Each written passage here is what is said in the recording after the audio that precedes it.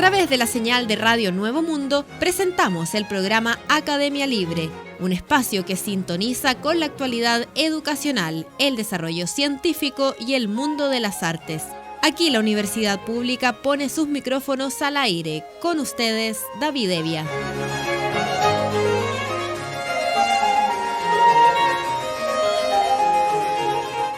Vaya nuestro saludo a todos los auditores de Radio Nuevo Mundo que a esta hora sintonizan la emisión de Academia Libre, donde la educación, las ciencias y las artes confluyen para hacer de la creación de conocimiento un espacio público.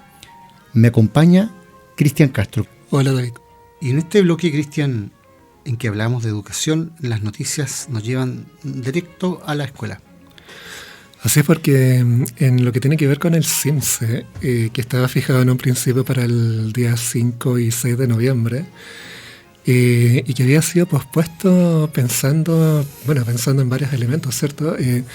A propósito de la contingencia actual, finalmente se decide realizar el día 20-21 de noviembre bajo el argumento por parte de Daniel Rodríguez, secretario ejecutivo de la Agencia de Calidad de la Educación, de que todo el sistema y la comunidad educativa necesita de los antecedentes que otorga el CIMSE para establecer nuevas políticas públicas que apunten a la calidad de la educación, y por eso se hace fundamental que se realice en un ambiente propicio. Esto era a propósito del cambio.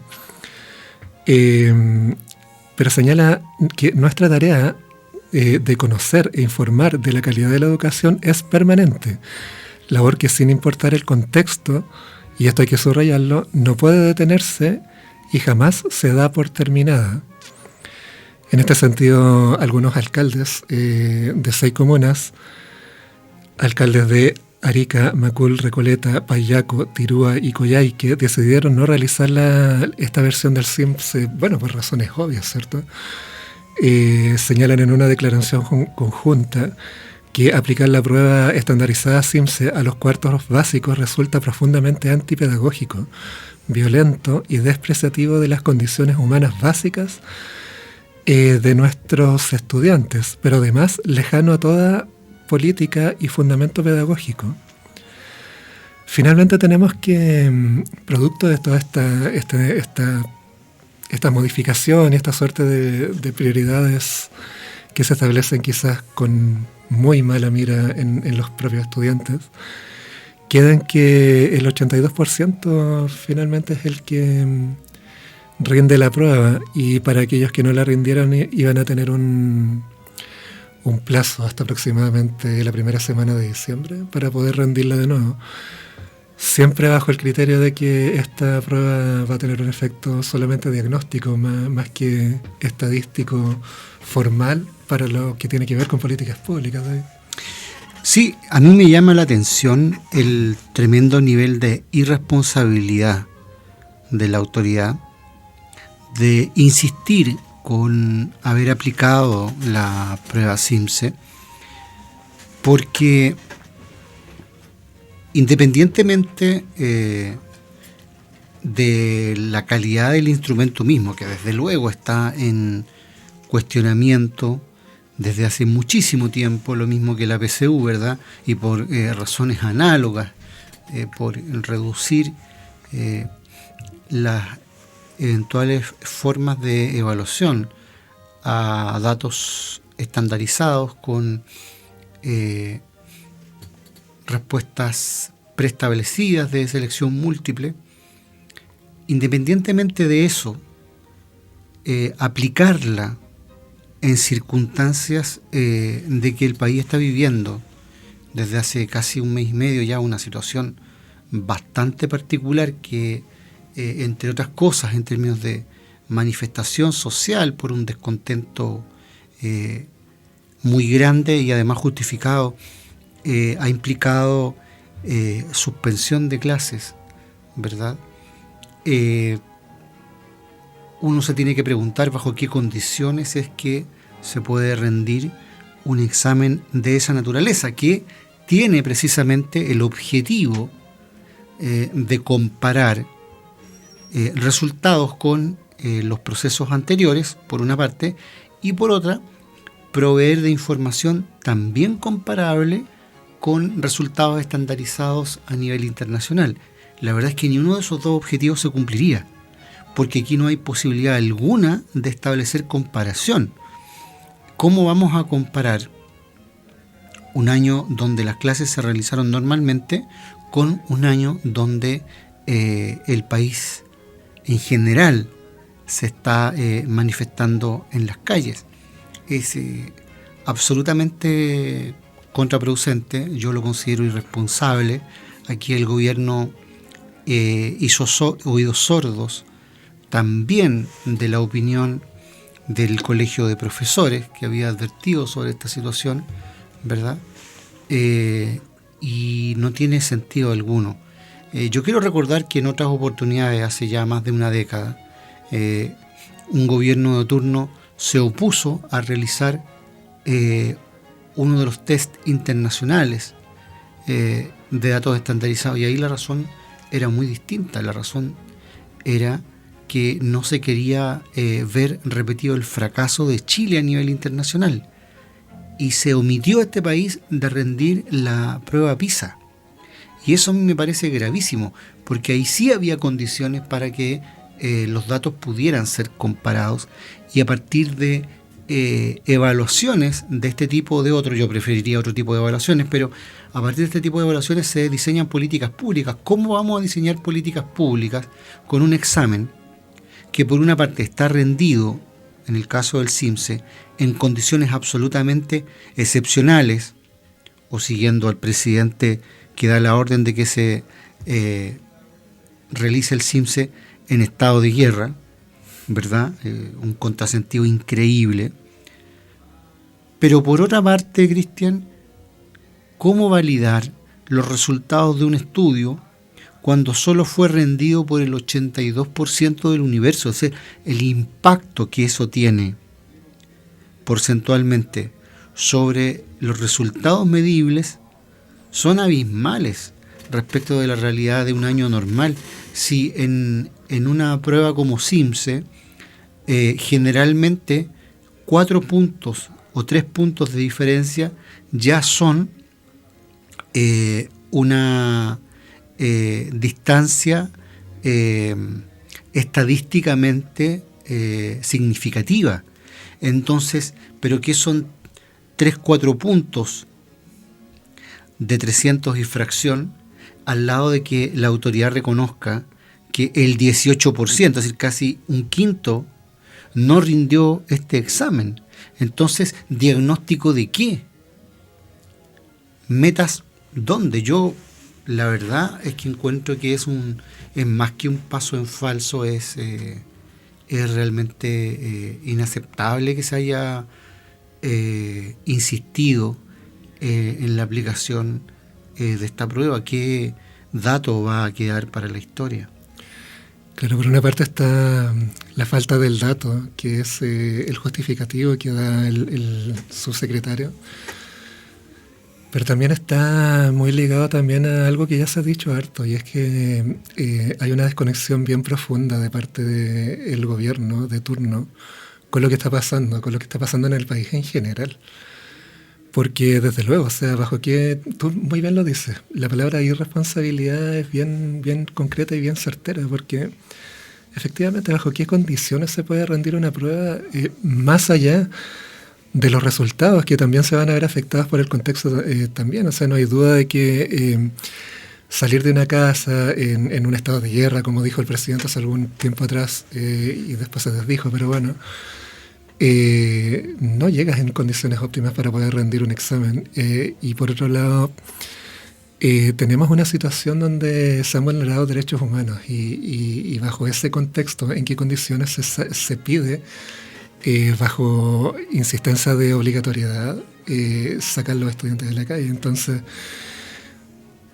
está presente este elemento de la desconexión, de una desconexión muy profunda y que tiene efectos, que puede tener efectos muy, muy, muy terribles, como ya lo señaló Amnistía Internacional, donde también hay otra desconexión y otra cosa bastante extraña que pasa ahí, donde el gobierno valida muy bien los informes internacionales sobre derechos humanos cuando se trata de Venezuela, cuando se trata de Cuba, pero acá dice que no, o sea, que son faltos a la moral. Claro. Pero desde luego que esa desconexión se ve reflejada, en este caso, en nuestros estudiantes, y los pone en riesgo. Por eso subrayo que la palabra irresponsabilidad es una palabra certera.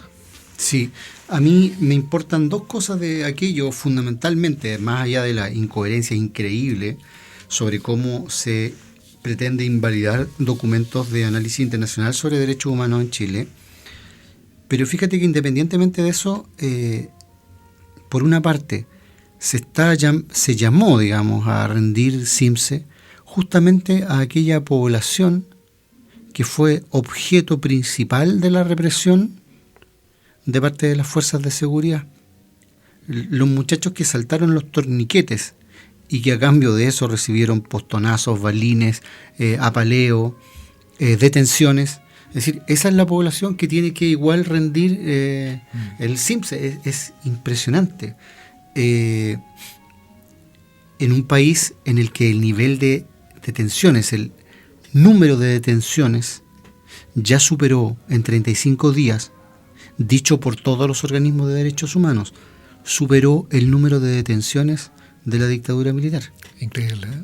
Claro. Entonces aquí no estamos hablando simplemente de que la escuela está cerrada, que están suspendidas las clases, estamos hablando de una situación de conmoción mayor frente a la cual la autoridad hacia afuera quiere dar una especie de señal de normalidad absolutamente surrealista. ¿Mm? Pero me quedo también con lo otro que mencionas tú, Cristian, que es esta desconexión tremenda con la realidad. Porque esta desconexión no afecta solamente a las autoridades de turno. Yo quiero recordar que aquí mismo criticamos abiertamente al señor José Massa justo antes de que se produjese este estallido social, por él decir sueltamente que los estudiantes no debían leer el Quijote, sino leer a Baradit. Después lo repitió, no es que él salió después diciendo algo así como me sacaron de contexto, no, él lo repitió un sinnúmero de veces. No hay que leer el Quijote, decirle eso a un niño, señalamos acá, es una irresponsabilidad bastante grande, sobre todo en un país que no lee, en un país donde las bibliotecas públicas están precarizadas y la enseñanza y la promoción de la lectura en las escuelas también está absolutamente abandonada. Y resulta que a la vuelta de la esquina, cuando ya llevamos casi un mes y medio de movilización, el señor José Massa se da el gustito de nuevo de decir en una entrevista al suplemento Tendencias de La Tercera, a propósito de la decisión tomada por la autoridad de turno, que si él hubiese estado en el lugar del presidente de la República, hubiese hecho lo mismo. ¿Hubiese hecho qué? Hubiese dictado estado de emergencia y, lo cito literalmente, sí, hubiese sacado militares a la calle. Eso no lo dice antes de que se produzca el hecho, lo dice cuando ya sabemos cuáles son las consecuencias que tuvo eso. Yo encuentro, pero impresionantemente irresponsable. Yo creo que este señor que convirtió la posibilidad de promover la ciencia en un show barato que busca batir récord en los estadios, está observando las estrellas más cerca de las estrellas que de nosotros, ¿ah? Más cerca del cielo que de la tierra, y creo que es bastante irresponsable de su parte, porque cuando una persona tiene tanta tribuna, tiene que medir un poquito sus palabras, porque las consecuencias de esas palabras costaron vidas. Claro. Sí, parece que hay algo así como una especie de intoxicación con la cámara y la fama, ¿cierto? Acá el señor Massa tuvo la oportunidad quizás de ser un buen difusor, pero claro, pasó de la ciencia al espectáculo y en este momento, digamos, en relación a educación y la contingencia, derechamente pasa a la irresponsabilidad, y eso es lamentable porque, bueno, ha sido bastante, digamos, se le daba bastante tribuna. Sí. Se le daba bastante tribuna y ha caído simpático, y sin embargo, pucha, uno esperaría más de un académico. Esa imagen que se cultivó durante mucho tiempo en la población de que este era como un abuelito bueno, una especie de viejito pascuero que decía cosas simpáticas, quedó absolutamente en el suelo, absolutamente en el suelo. Sí, porque contra toda evidencia, o sea, hay cifras que dan cuenta de lo terrible que ha sido sacar a los militares a la calle y la violencia, y sale con eso. Sí. Es tremendo. En tiempos de crisis, las posiciones ambiguas quedan desnudas. Vamos a la música. Escuchamos a Guillermo Portavales y Al vaivén de mi carreta.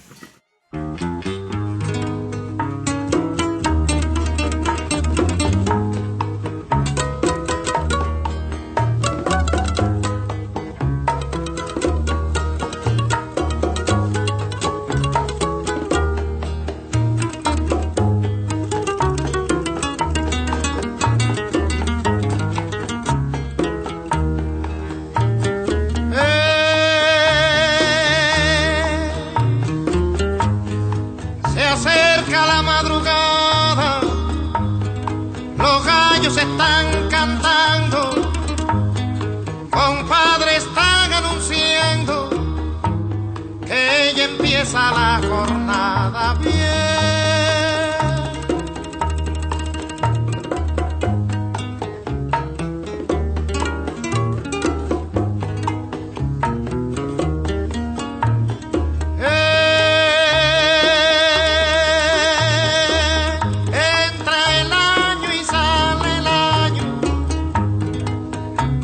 De sol a sol, y cada día estoy peor, compadre, que desengaño bien.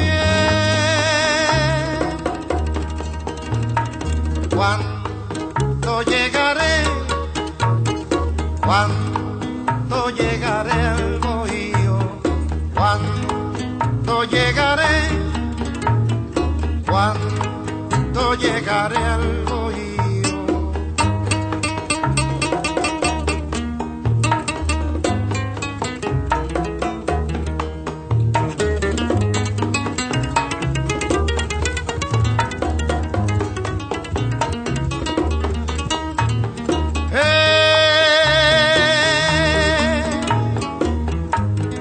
Trabajo pa' no sé quién, qué refrán más verdadero, sudando por un dinero que en la mano no se ve, ya ve.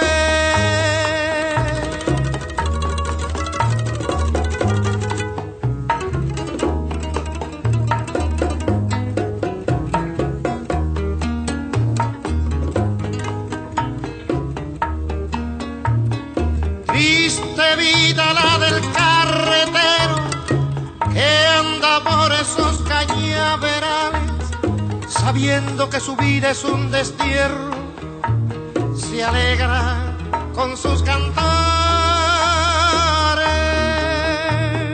¿Cuándo llegaré? ¿Cuándo llegaré al bohío? ¿Cuándo llegaré? ¿Cuándo llegaré al bohío?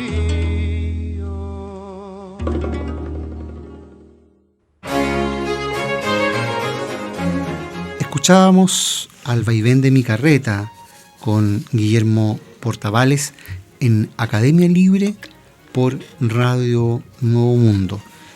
Y en este bloque que dedicamos a la actualidad en materia de ciencias, las noticias proceden del agua.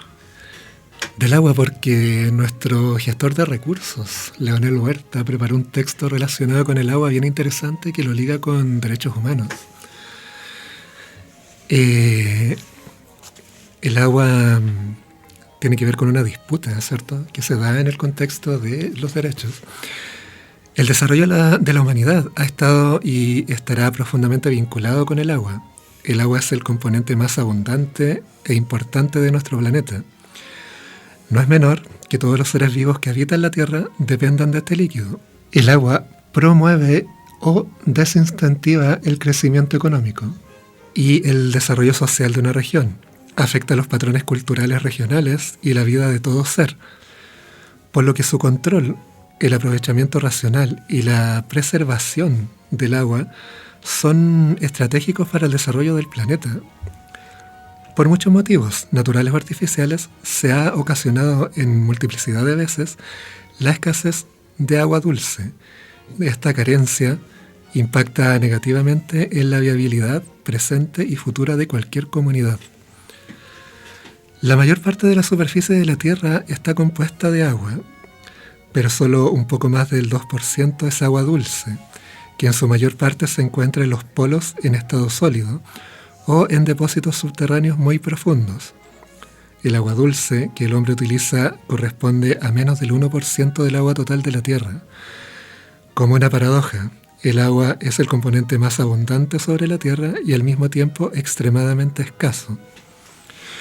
Hoy se hace necesario producir conocimiento innovador sobre los derechos humanos y sus relaciones con el agua. Rivers, un proyecto científico cuya convocatoria por parte del Starting Grant del Consejo Europeo de Investigación busca encontrar respuestas a estos derechos, investigando la relación que tienen los pueblos indígenas con el vital elemento.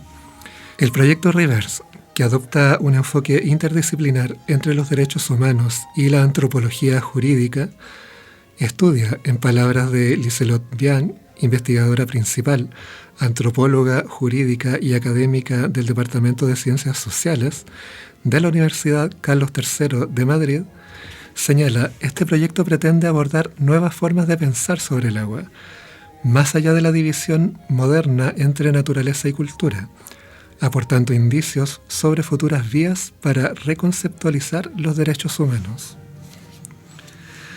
La investigadora contempla dos vías de actuación. La primera analizará las diferentes maneras de conocer y relacionarse con el agua que tienen los pueblos indígenas. En esta misma arista se estudiará la potencial violación del derecho de agua por parte de determinados proyectos extractivos.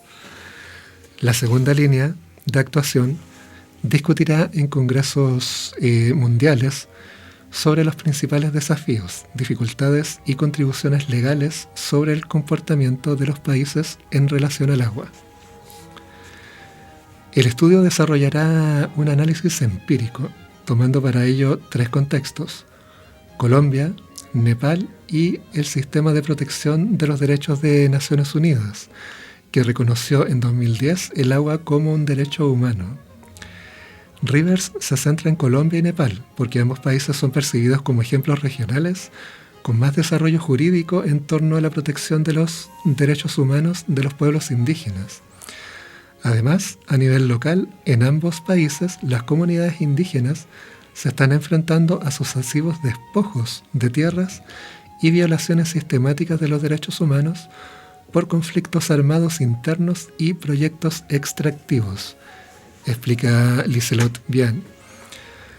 La forma de relacionarnos con el agua, según los investigadores, hoy es de dos maneras. Primero, como un recurso natural dentro de un modelo económico neoliberal. Segundo, como un derecho humano que debe ser protegido legalmente. Los conflictos por el agua alrededor del mundo y la emergencia climática ponen de relieve la forma en que entendemos y nos relacionamos con el agua. Países como Argentina, Australia, Colombia, Ecuador, India o Nueva Zelanda han otorgado a ríos el estatus de entidades vivas y con personalidad jurídica. También los pueblos indígenas alrededor del mundo se están movilizando en contra de la neoliberalización de la naturaleza. El proyecto se extenderá en un principio entre los años 2019 y 2024. Finalmente, la investigadora recalcó: la pregunta principal de Rivers, en definitiva, es hasta qué punto el derecho internacional de los derechos humanos puede abarcar y entender las realidades plurilegales del agua.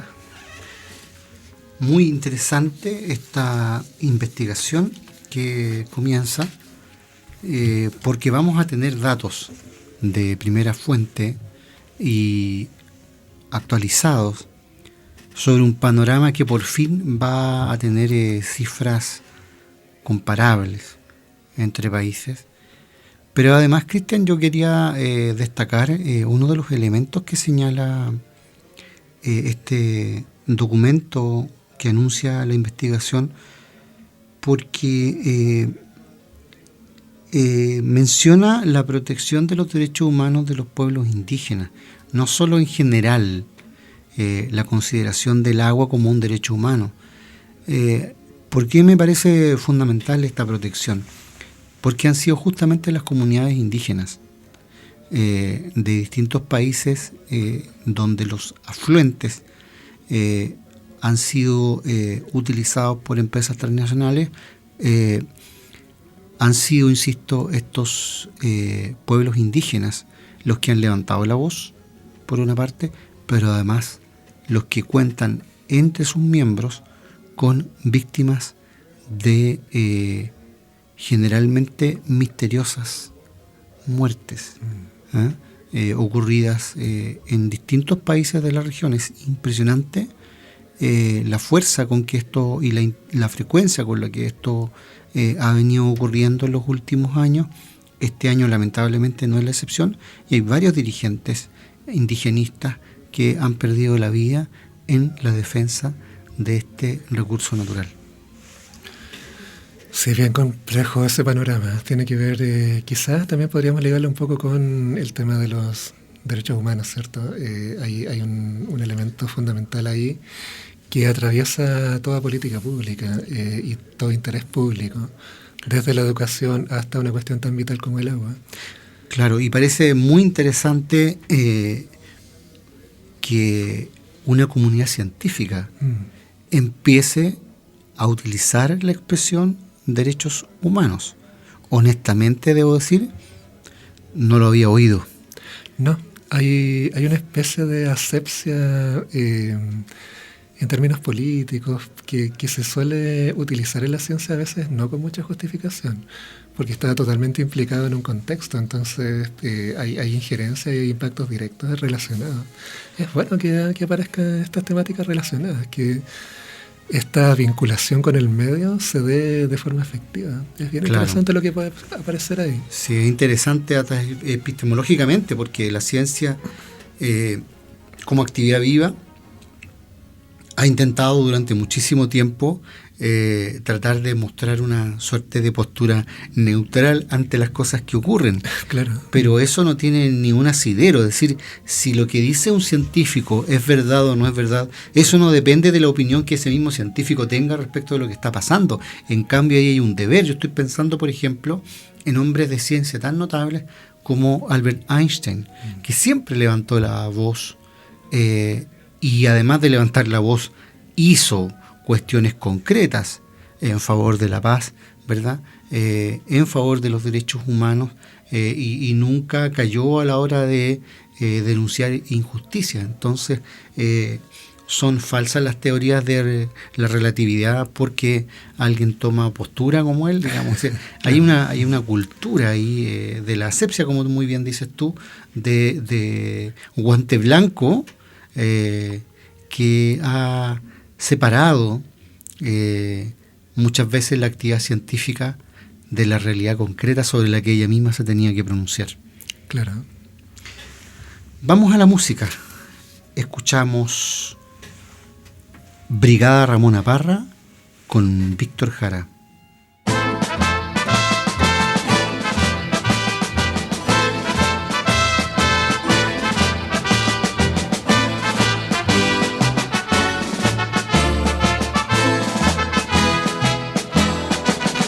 Muchacho chileno, fulgor de la nueva brigada, las calles del pueblo despiertan con tu claridad.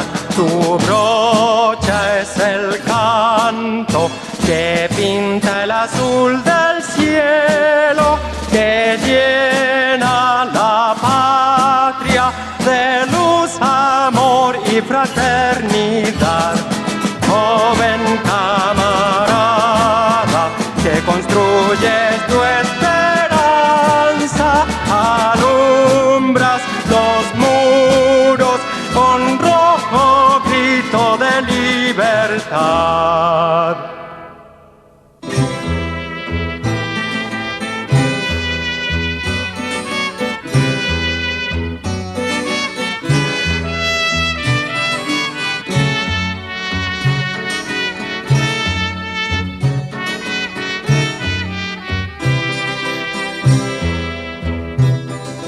Tu camino esconde noche y dolor, ansia y valor, tendido allí quedaste. De polvo y sangre creció la flor que tú dejaste, escribiendo el aire, escribiendo el aire. Camarada, adelante.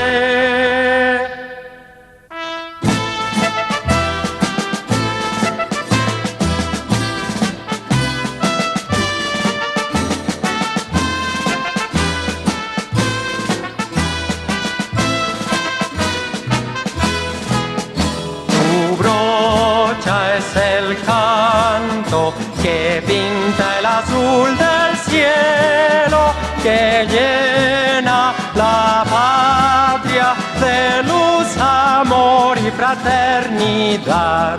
Joven camarada, que construyes tu esperanza, alumbras los muros con rojo grito de libertad.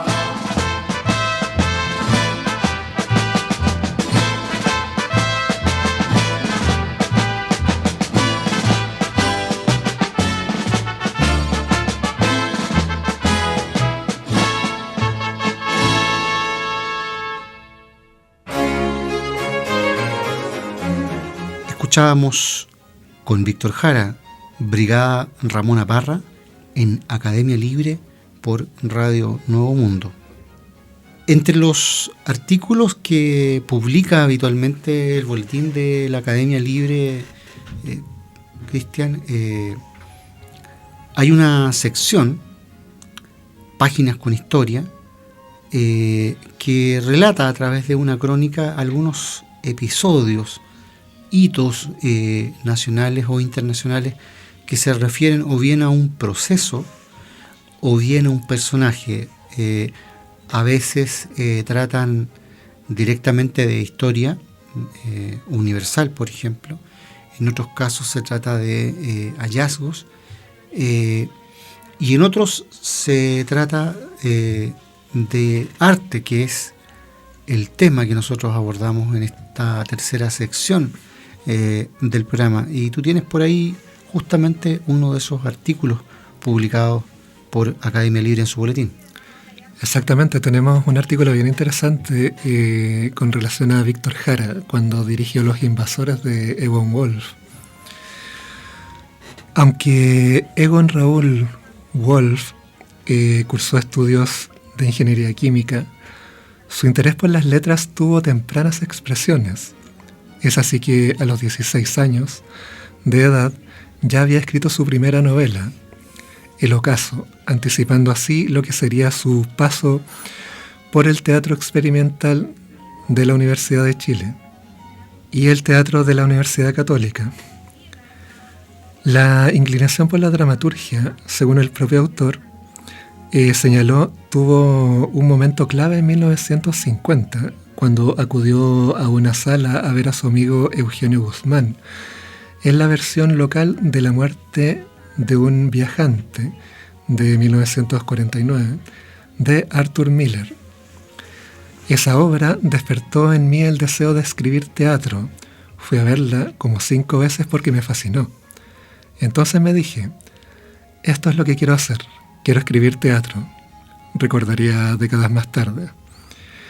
Tras debutar en las tablas con Parejas de Trapo, pieza premiada por la Casa de Bello, la emblemática Sala Antonio Varas estrenaría Los Invasores, de 1963, obra en la cual el empresario Lucas Meyer, junto a su esposa Pietà y sus 2 hijos Bobby y Marcela, viven la interrupción en su lujosa residencia de un grupo de apariencia mendicante.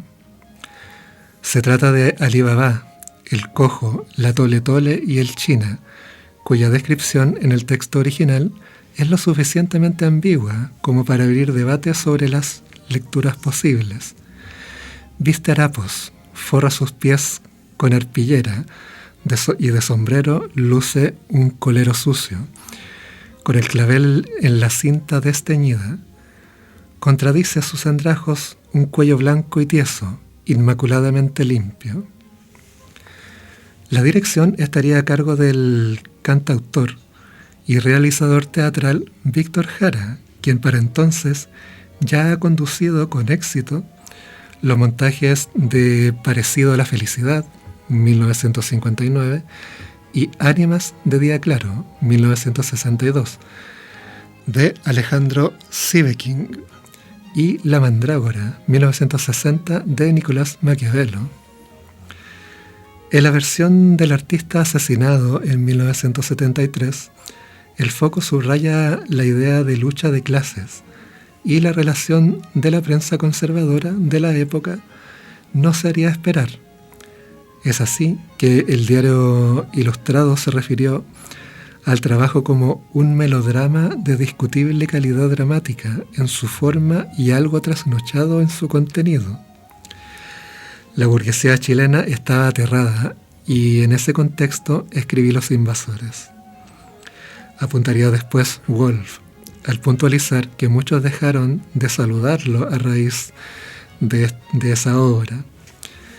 En 1965 Víctor Jara recibiría en Inglaterra el Laurel de Oro a la mejor dirección del año, mientras en 2013 Ewan Wolf obtendría el Premio Nacional de Artes de la Representación. Oye, es un notable episodio de la historia de las tablas chilenas, esta versión que ofrece el Boletín de Academia Libre en sus páginas con historia.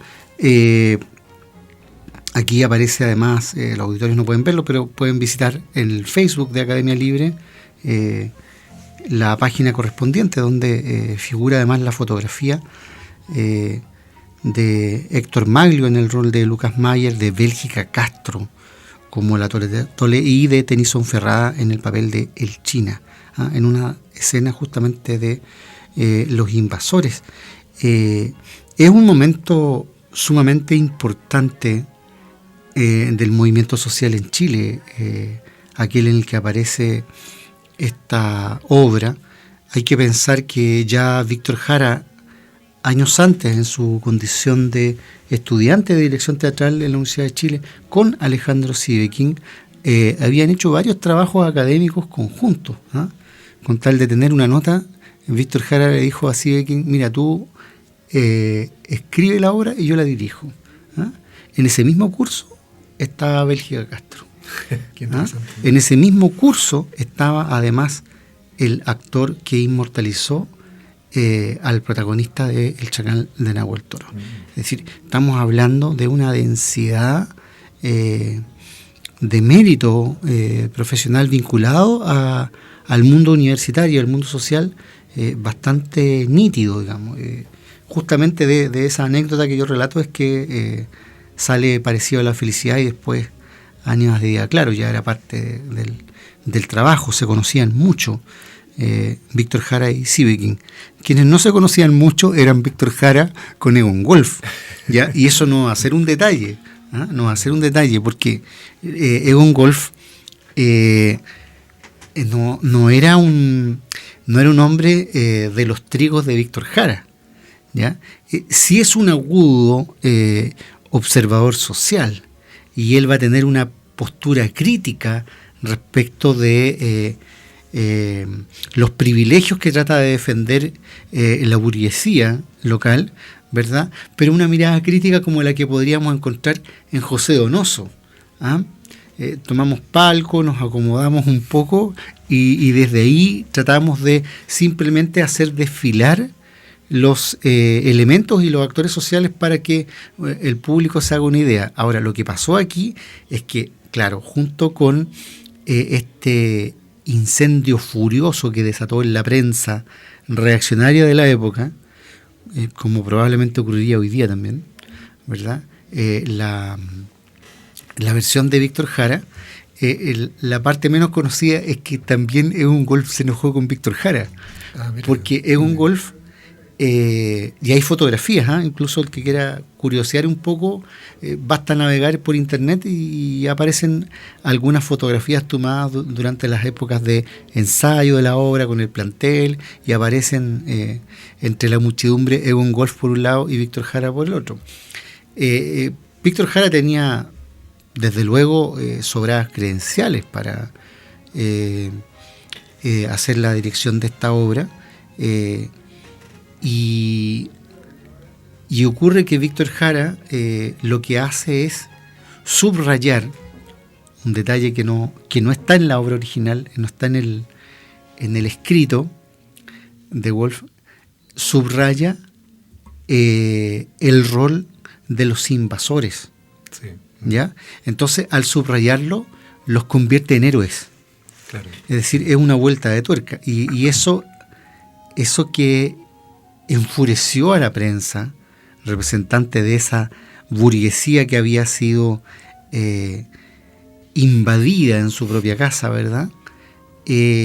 Molestó a Egon Golf, porque él lo que quería era como mantener una cierta neutralidad respecto del libreto, ¿ya? Es decir, lo que estaba haciendo igual era una denuncia, y igual era una crítica a la burguesía, pero lo que hace Víctor Jara es agregar a eso esta cosa interesante que es erigir en condición de héroes a los más humildes, una cosa que hasta entonces desde luego no habíamos tenido en el teatro de esa manera en Chile, y probablemente lo más cercano a eso va a ser el trabajo que Isidora Aguirre hace con Manuel Rojas cuando llevan también a las tablas La Población.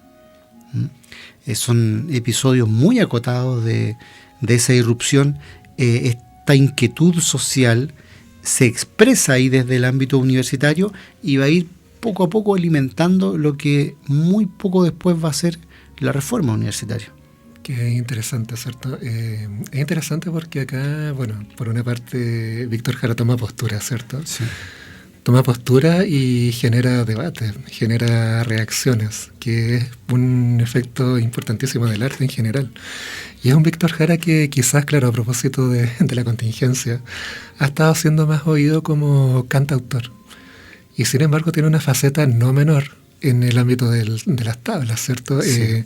Hay un aspecto ahí que quizás, claro, no se ha mostrado tanto, o no hemos conocido tanto en realidad, es cosa de buscar, pero que es bien interesante y que producía efectos en la época bien importantes. O sea, pensar que la prensa de la época reacciona con ira, y la burguesía también remece su fundamento. Es potente, y es muy potente que se haga desde todo este contexto universitario. Claro. La universidad como centro de debate, como lugar desde donde se puede hacer discusión pública, y eso es re interesante también. Sí, y el lugar de Víctor Jara en el teatro es fundamental. Es decir, no es que Víctor Jara es un compositor de música y a veces en sus ratos libres hace teatro, ¿no? Claro. Es un genio en el área, y eso fue reconocido no solo en su época en el país y en la Universidad de Chile en particular, que le dio ese rol, sino que también Víctor Jara en 1965, como muy bien señala el artículo que citas tú, recibe la condición de laureado, que es una condición absolutamente excepcional. No la va a recibir una persona por razones de buena crianza, porque me cayó bien, etcétera. porque comulgue con mis ideas. No es que el jurado que está en Inglaterra comulgue con las ideas de Víctor Jara. Ahí hay un reconocimiento internacional potente, de primera línea, a esa trayectoria. Y qué bueno que la Academia Libre rescate de pronto esos episodios. Así es, rescatado y accesible en nuestra también. página de Facebook. Claro, que se llama originalmente Academia Libre, así que no es muy difícil encontrar. No se pueden perder. Claro, ahí pueden rastrear todos los boletines de la Academia Libre hacia atrás.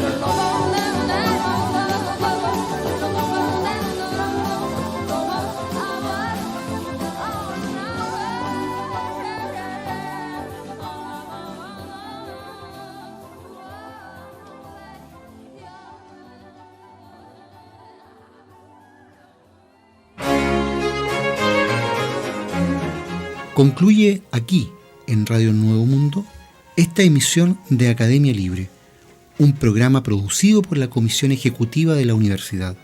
En los mandos técnicos, Francisco Navarro, y en los micrófonos, Cristian Castro y David Evia. Agradecidos de su sintonía, nos reencontraremos con ustedes la próxima semana. Hasta entonces.